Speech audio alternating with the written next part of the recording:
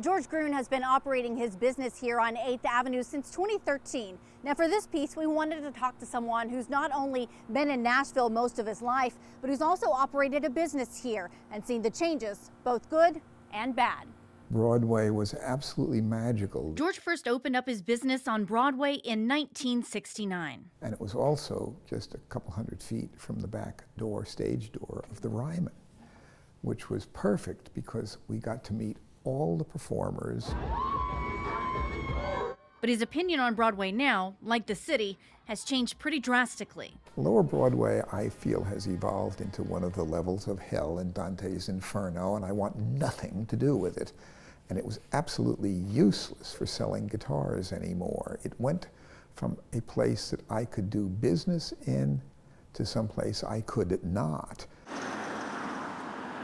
In 2013, he picked up and moved to a massive space on 8th Avenue, which is now going through a transformation of its own. A lot of buildings going up are not memorable and are really not even built to endure. Some, Gruhn recognizes, are good. It is more upscale in many ways. So there was a fair amount on the street that really was underdeveloped. Regardless of your opinion on the growth, the change is undeniable.